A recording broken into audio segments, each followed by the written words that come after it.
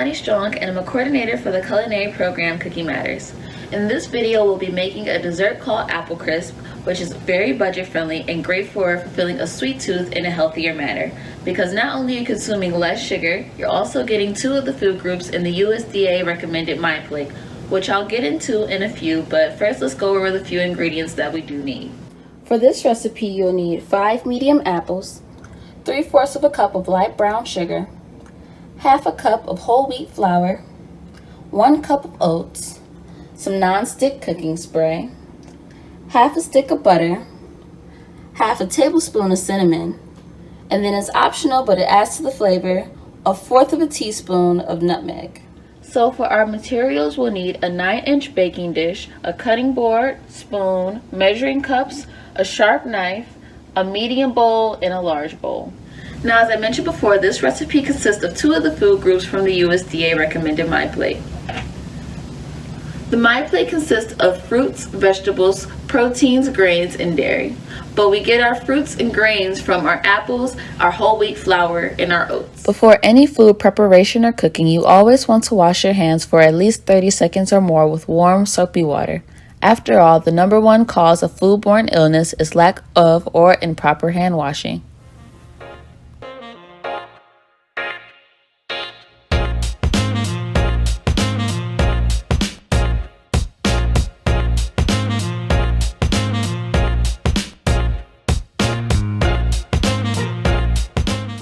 First thing I want to do is hold the knife properly.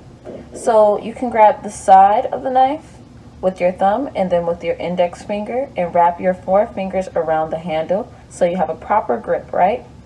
This is how it should look. Another method of holding the knife is the same way but by the handle.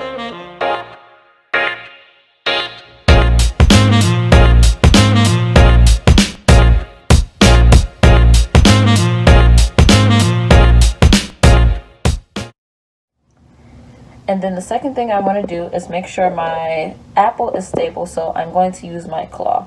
The reason why we use the claw is so our fingers are protected when we're cutting. So instead of cutting like this, where obviously my fingers are in danger, when I use the claw, if my knife comes to my fingers, it hits my knuckles. Also, when we're cutting, we want to keep the tip down and push through, okay? Cut this in half to core the apple.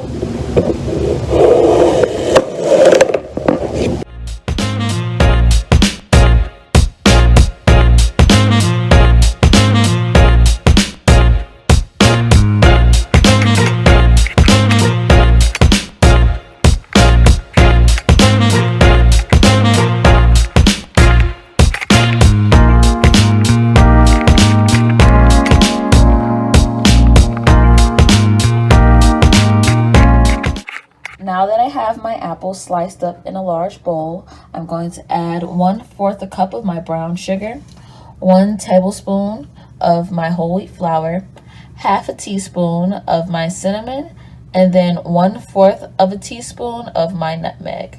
When I have everything set up to where I can just grab it and put it together, this is called mise en place. Mise en place is the French term of everything in its place. The significance of mise en place is so everything's prepared and ready to go.